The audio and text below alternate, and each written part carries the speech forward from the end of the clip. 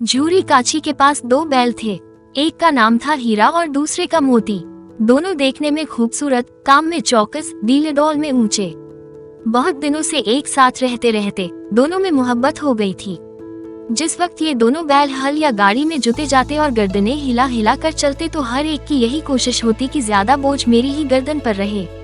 एक साथ नांद में मुंह डालते, एक मुंह हटा लेता तो दूसरा भी हटा लेता और एक साथ ही बैठते। एक मर्तबा झूरी ने दोनों बैल चंद दिनों के लिए अपनी ससुराल भेजे। बैलों को क्या मालूम वो क्यों भेजे जा रहे हैं। समझे मालिक ने हमें बेच दिया। अगर उन बेज़बानों की जबान होती तो झूरी से पूछते, तुमने हम गरीबों को क्यों निकाल दिया? हमने कभी दाने चारे की शिकायत नहीं की।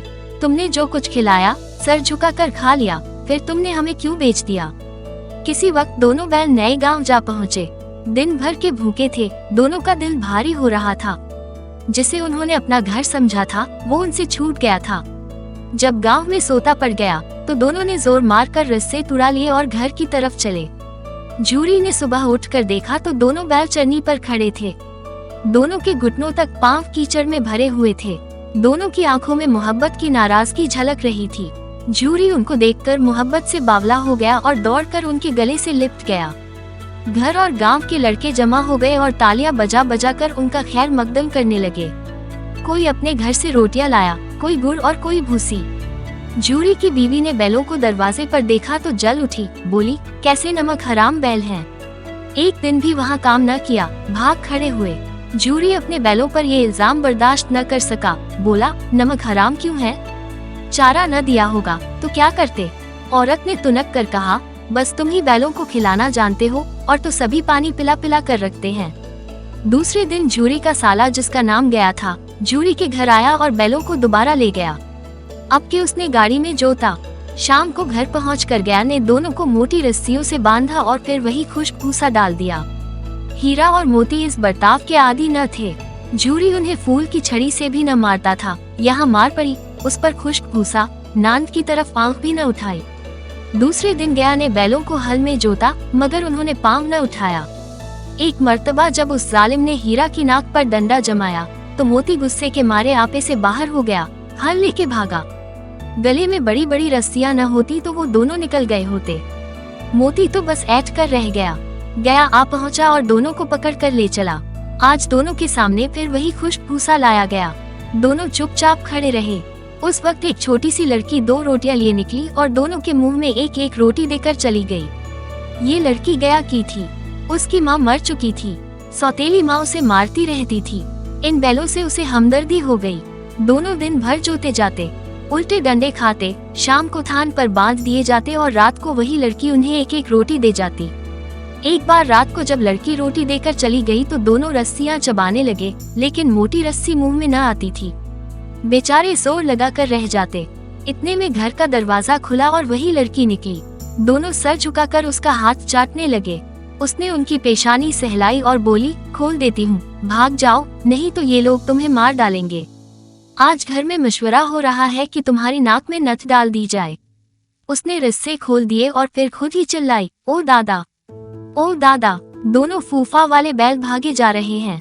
दौड़ो दौड़ो। गया घबरा कर बाहर निकला। उसने बैलों का पीछा किया, वो और तेज हो गए। गया ने जब उनको हाथ से निकलते देखा तो गांव के कुछ और आदमियों को साथ लेने के लिए लौटा। फिर क्या था, दोनों बैलों को भागने का मौका मिल गया।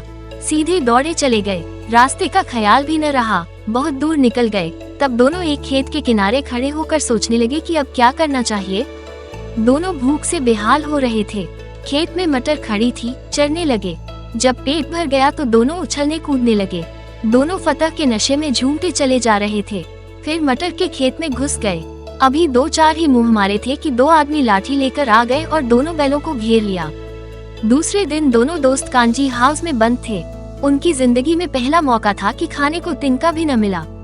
वहाँ कई भैंसें थी, कई बकरियां, कई घोड़े, कई गधे, मगर चारा किसी के सामने न था। सब जमीन पर मुर्दे की तरह पड़े थे। रात को जब खाना न मिला तो हीरा बोला, मुझे तो मालूम होता है कि जान निकल रही है। मोती ने कहा, इतनी जल्दी हिम्मत न हारो भाई, यहाँ से भागने का कोई तरीका सोचो। बाड़े की दीवार कच्ची थी। हीरा ने अपने नुकीले सींग दीवार में गाड़ कर सुराख किया और फिर दौड़ दौड़ कर दीवार से टक्करें मारी। टक्करों की आवाज सुनकर कांजी हाउस का चौकीदार लालटेन लेकर निकला। उसने जो ये रंग देखा तो दोनों को कई डंडे रसीद किए और मोटी रस्सी से बांध दिया। हीरा और मोती ने फिर भी हिम्मत न हारी। फिर उसी तरह दीवार में सींग लगाकर जोर करने लगे। आखिर दीवार का कुछ हिस्सा गिर गया। दीवार का गिरना था कि जानवर उठ खड़े हुए। घोड़े, भेड़, बकरियां, भैंसे सब भाग निकले। हीरा, मोती रह गए। सुबह होते होते मुंशियों, चौकीदारों और दूसरे मुलाजिमीन में खलबली मच गई। उसके बाद उनकी खूब मरम्मत हुई। अब और मोटी रस्सी से बांध दिया गया। 1 हफ्ते तक दोनों बैल वहां बंधे पड़े रहे। खुदा जाने कांजी हाउस के आदमी कितने बेदर्द थे। किसी ने बेचारों को एक तिनका भी न दिया। एक मर्तबा पानी दिखा देते थे, ये उनकी खुराक थी। दोनों कमजोर हो गए, हड्डियां निकल आईं। एक दिन बाड़े के सामने दुगदुगी बजने लगी और दोपहर होते होते 40-50 आदमी जमा हो गए। तब दोनों बैल निकाले गए। लोग आकर उनकी सूरत देखते और चले जाते। उन कमजोर बैलों को कौन खरीदता। इतने में एक आदमी आया जिसकी आंखें सुर्ख थी। वो मुंशी जी से बातें करने लगा। उसकी शक्ल देखकर दोनों बैल कांप उठे। नीलाम हो जाने के बाद दोनों बैल उस आदमी के साथ चले। अचानक उन्हें ऐसा मालूम हुआ कि ये रास्ता देखा हुआ है। हाँ, इधर ही से तो गया, उनको अपने गांव ले गया था। वही खेत, वही बाग, वही गांव। अब उनकी रफ्तार तेज होने लगी। सारी थकान, सारी कमजोरी, सारी मायूसी रफा हो गई। अरे, ये तो अपना खेत आ गया। ये अपना कुआं है जहाँ हर रोज पानी पिया करते थे। दोनों मस्त होकर कुलेले करते हुए घर की तरफ दौड़े और अपने थान पर जाकर खड़े हो गए। वो आदमी भी पीछे पीछे दौड़ा आया।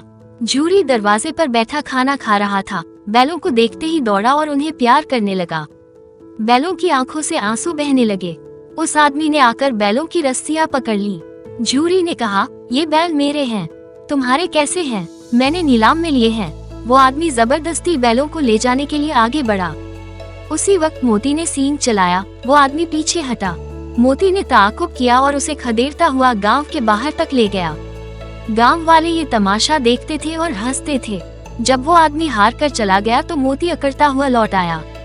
जरा सी देर में नांद में खली, भूसा, चोकर, दाना सब भर दिया गया। दोनों बैल खाने लगे। जूरी खड़ा उनकी तरफ देखता रहा और खुश होता रहा। 20 लड़के तमाशा देख रहे थे। सारा गांव मुस्कुराता हुआ मालूम होता था। उसी वक्त मालकिन ने आखिर दोनों बैलों के माथे चूम लिए।